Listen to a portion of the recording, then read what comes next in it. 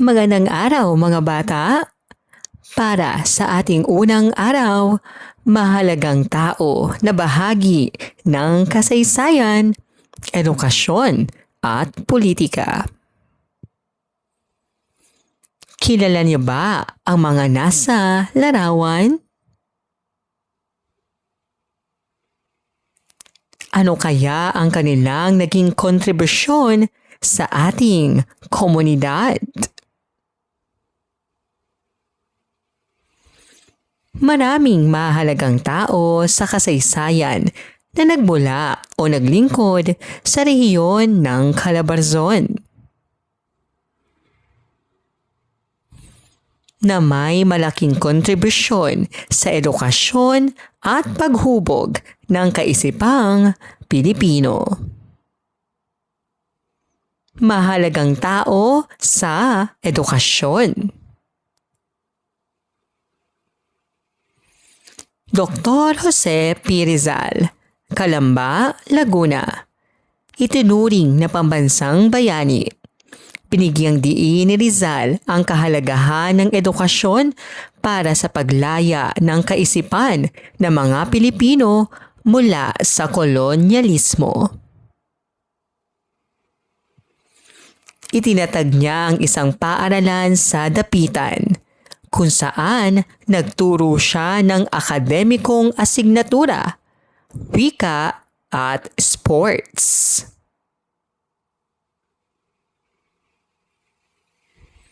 Ang kanyang mga akdang Noli Me Tangere at El Filibusterismo ay ginagamit pa ring mahalagang sanggunian sa pagtuturo ng kasaysayan at literatura. Valerio Malabanan, Lipa, Batangas.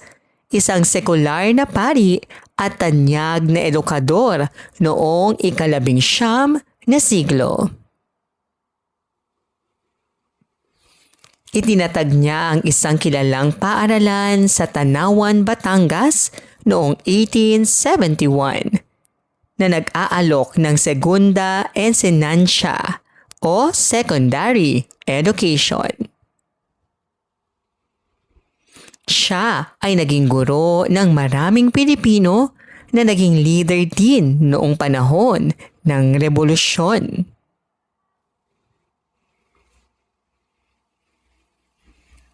Teodora Alonzo, Calamba, Laguna. Ang unang guro ni Jose Rizal at huwaran ng pagtuturo sa tahanan. Tinuruan niya si Rizal ng abakada, panalangin at pagpapahalaga sa sining at literatura noong siya ay bata pa. Maestro Justiniano Aquino Cruz, Binyan, Laguna. Ang opisyal na guro ni Rizal sa Binyan. Sa kanyang paaralan, nag-aral si Rizal ng Latin at Espanyol, na naglatag ng pundasyon sa mataas na edukasyon ng bayani. Efren Peña Florida Jr., Cavite. Kilala sa kanyang kariton classroom na nagdala ng edukasyon sa mga batang lansangan. Ginawaran bilang CNN Hero of the Year noong 2009 dahil sa kanyang makabagong pamamaraan ng pagtuturo sa labas ng tradisyonal na silid-aralan. Mahalagang tao sa politika. General Emilio Aguinaldo, Cavite. Siya ang pinakaunang pangulo ng Pilipinas at pinuno ng Rebolusyong Pilipino. Ipinoroklama niya ang kalayaan ng Pilipinas sa Kawit, Cavite noong Hunyo 12, 1898. Jose P. Rizal, Laguna. Bagamat hindi politiko, ang kanyang mga nobela ay naging pundasyon ng nasyonalistang pananaw at nagtulak sa reformang politikal laban sa kolonyalismong Espanyol. Apolinario Mabini, Batangas. Kilala bilang utak ng himagsikan at dakilang lumpo. Siya ang nagsilbing punong tagapayo ni Emilio Aguinaldo at unang punong ministro ng Pilipinas.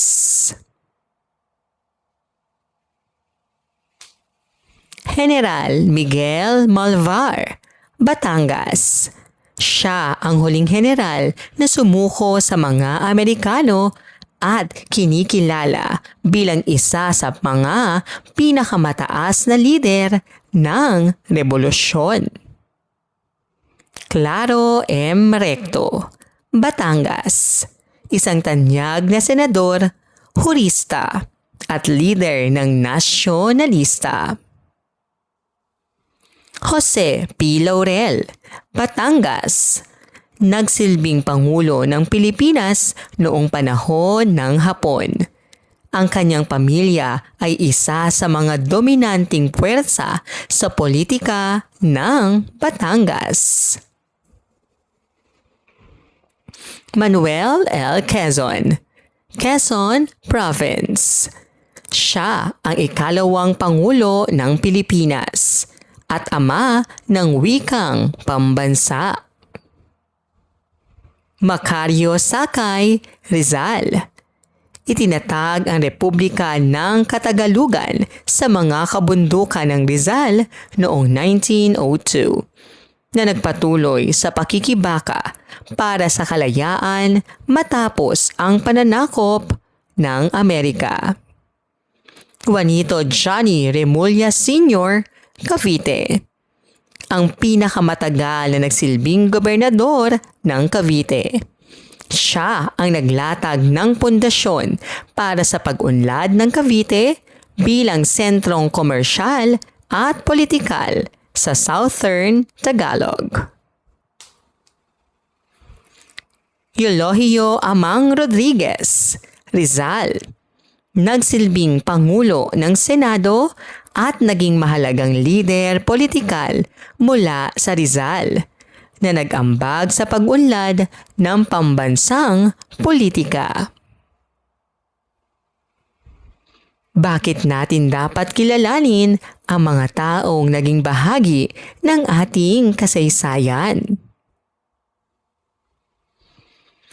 Ang komunidad ay pinauunlad ng mga taong may mahalagang tungkulin tulad ng mga pinuno at guro. Sila ay nagtutulungan upang magkaroon ng kaayusan at kaunlaran ang ating lugar. Gawin natin, buuin ang diwa ng pangungusap.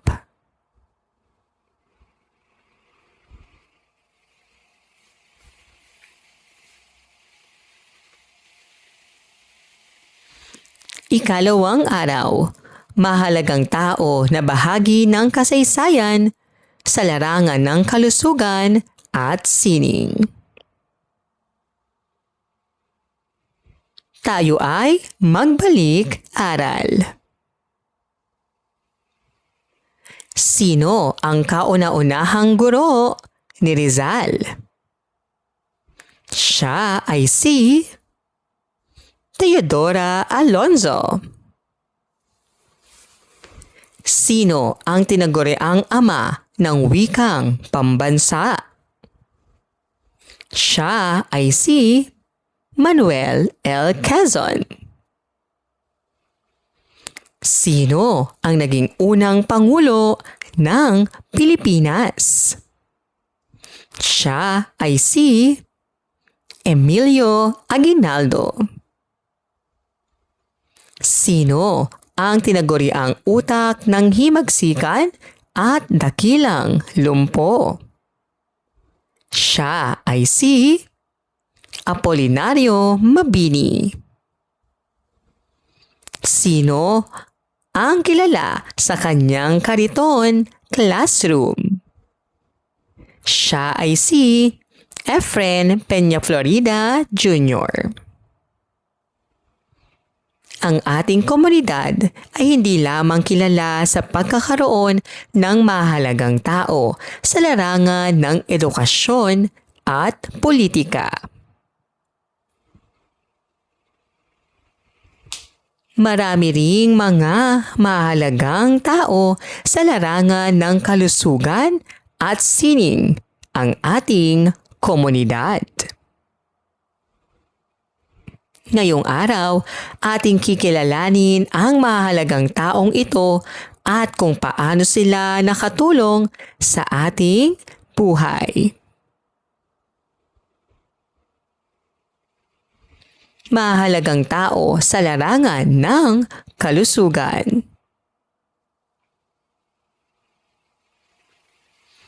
Dr. Hilario D. Chilara, Imus, Cavite. Kilala bilang ama ng makabagong pampublikong kalusugan sa Pilipinas. Siya ang nagpasimula ng mga programa laban sa malaria, tuberculosis, at nagtaguyod ng modernong epidemiology sa bansa. Dr. Fred Del Mundo, Laguna, Quezon. Bagamat ipinanganak sa Maynila, siya ang nag-imbento ng incubator na gawa sa Kawayan. Nagtatag ng mga community-based na ospital na naglingkod sa mga bata sa mga lalawigan. Dr. Jose P. Rizal, Calamba, Laguna. Bukod sa pagiging bayani, si Rizal ay isang ophthalmologist o doktor sa mata. Nagsagawa ng libreng operasyon sa mata para sa mga mahihirap sa Calamba at Dapitan.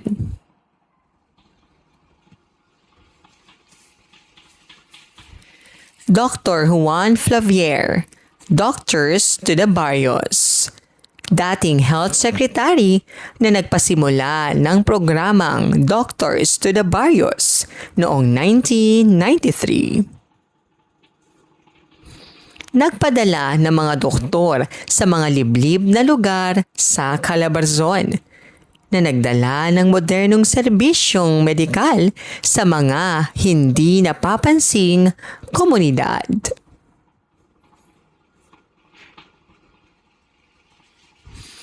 Dr. Alfredo Bengzon, dating DOH Secretary. Naging Secretary of Health na nagsulong ng Generics Act of 1988. Ang kanyang mga polisiya ay nagpadali sa pag-access ng mga mamamayan sa murang gamot sa rehiyon ng Calabarzon. Mahalagang tao sa larangan ng sining. Carlos Botong Francisco, Rizal, Angono. Kinilala bilang National Artist for Visual Arts. Binuhay niya ang sining ng mural painting sa bansa at nagbigay diin sa mga lokal na tema at kulay. Maestro Lucio D. San Pedro, Rizal, Angono. Isang national artist for music. Siya ang kompositor ng tanyag na oyayi na sa ugoy ng duyan. Ang kanyang musika ay nagpapakita ng malalim na damdaming Pilipino at tradisyon. Vicente Manansala, Rizal at Laguna. National Artist for Visual Arts na kilala sa kanyang estilo ng transparent cubism. Bagamat kilala sa Maynila, ang kanyang mga gawa ay madalas nagpapakita ng buhay probinsya. Mars Ravelo, Tanza, Cavite. Kilala bilang King of Philippine Comics. Siya ang lumikha ng mga karakter na Darna, Jezabel, Lastic Man at marami pang iba. Ano ang kahalagahan ng pagkilala natin sa mga tao na naging bahagi ng ating kasaysayan? Pakinggan natin.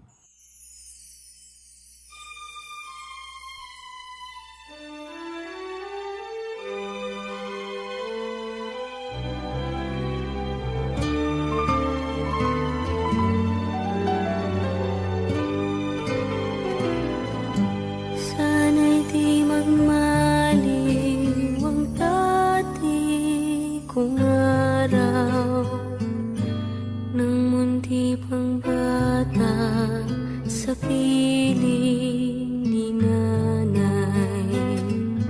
Nais kong maulit ang awit ninang mahal, awit ng pag-ibig habang ako'y nasa duyan.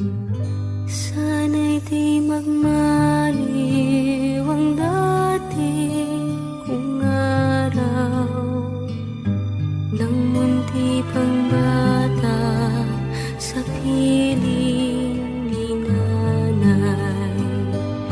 Nais kong maulit ang awit ninang mahal, awit ng pag-ibig habang ako'y nasa duyan. Sa aking pagtulog na labis ang himbing, ang bantay ko'y tala, ang tanod ko'y bituin. Sa piling ni nanay, langit ang buhay. Puso kong may dusa, sabik sa ugoy ng duyan. Sana'y di magmaliw ang dati kong araw nang munti pang bata sa piling ni nanay. Nais kong maulit ang awit ninang mahal, awit ng pag-ibig habang ako'y nasa duyan. Sa aking pagtulog na labis ang himbing, ang bantay ko'y tala, ang tanod ko'y bituin. Sa piling ni nanay, langit ang buhay. Puso kong may dusa, sabik sa ubo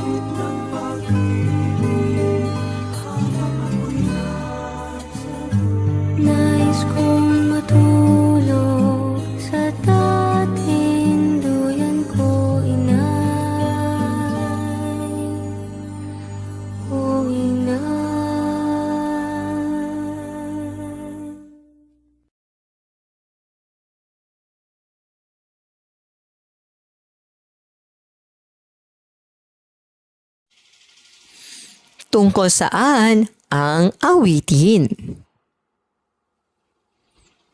Ano ang iyong nararamdaman habang ito'y pinakikinggan? Ano ang mensahe ng awitin para sa iyo? Ang mga taong nasa larangan ng kalusugan at sining ay mahalaga sa komunidad. Pinananatili nila ang ating kalusugan at pinagyayaman ang ating kultura, kaya dapat natin silang pahalagahan. Gawin natin, gumuhit ng isang karakter sa Pinoy Comics.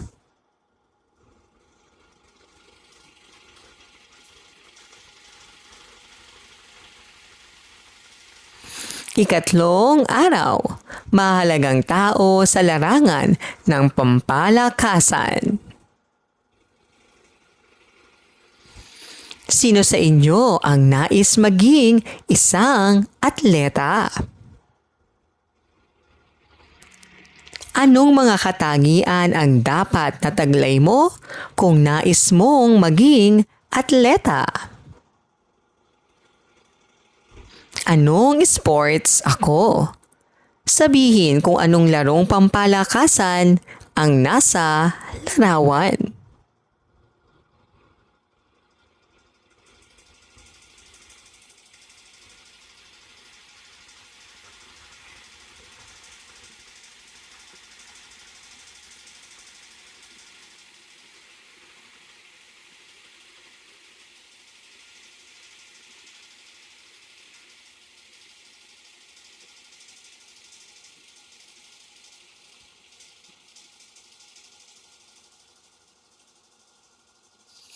Ang rehiyon ng Calabarzon ay mayaman sa kasaysayan ng palakasan at tanyag na nagluwal ng mga bayani sa sports na nagdala ng karangalan sa Pilipinas.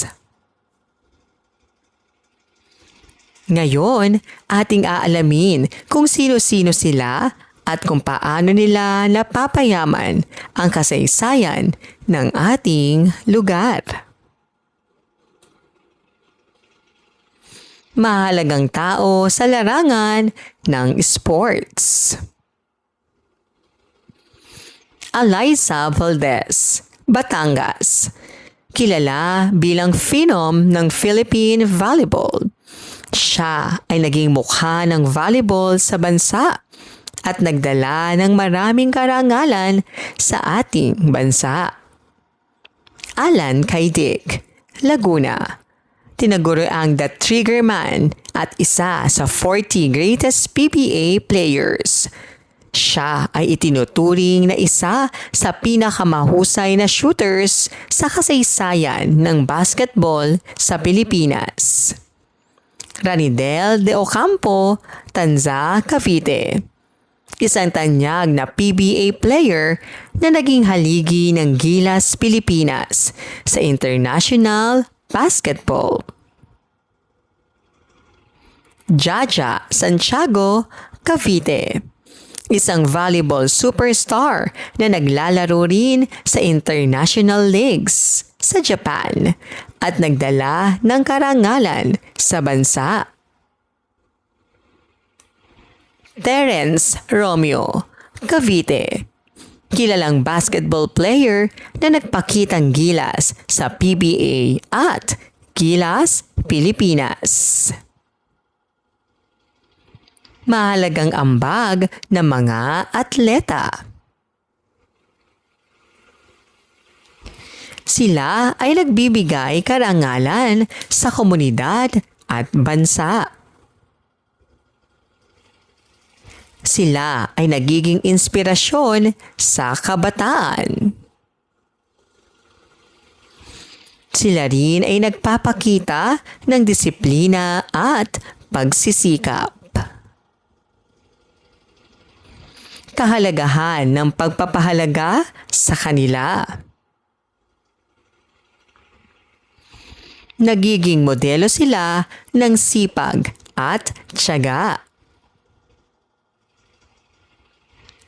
Pinapalakas ang pagmamalaki sa komunidad. Hinihikayat ang kabataan na maging aktibo. Ang mga atleta ay mahalagang bahagi ng ating komunidad sa pamamagitan ng kanilang husay at pagsisikap. Nagbibigay sila ng karangalan at inspirasyon, kaya dapat natin silang pahalagahan. Gawin natin. Isulat ang tama kung ang pahayag ay wasto at mali kung hindi.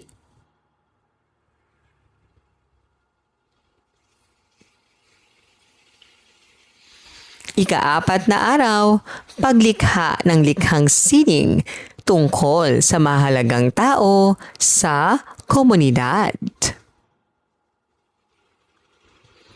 Basahin natin. Ang poster ni Mia. Si Mia ay isang batang mahilig gumuhit. Isang araw, pinagawa sila ng kanilang guro ng poster tungkol sa isang mahalagang tao sa kanilang komunidad. Pinili ni Mia ang mga guro dahil sa matiyagang pagtuturo nito sa kanila.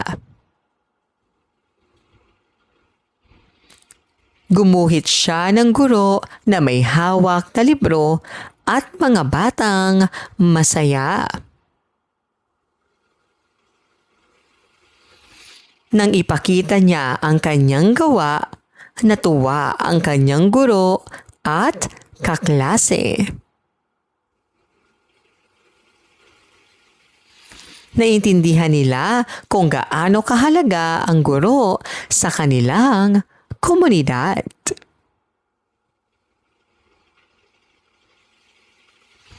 Sino ang pangunahing tauhan? Ano ang kanyang ginawa? Sino ang pinili niyang iguhit? Bakit mahalaga ang guro? Ano ang naging reaksyon ng kanyang kaklase? Ano ang likhang sining? Ang likhang sining ay gawa ng tao tulad ng drawing, painting, poster o collage na nagpapahayag ng damdamin at ideya. Paano ipinapakita ang kanilang ambag sa sining? Pagguhit ng kanilang ginagawa. Paggamit ng simbolo. Halimbawa, libro para sa guro. Pagsulat ng maikling mensahe o slogan. Mga hakbang sa paglikha ng likhang sining. Una, piliin ang taong iguguhit. Pangalawa, isipin ang kanyang ambag. Pangatlo, gumuhit ng maayos. Pang-apat, kulayan at lagyan ng detalye. Pang-lima, maglagay ng mensahe. Ang likhang sining ay isang paraan upang maipakita ang ating pagpapahalaga sa mahalagang tao sa komunidad. Sa pamamagitan nito na ipapakita natin ang kanilang ambag at kahalagahan sa ating buhay. Gawin natin. Gumawa ng likhang sining.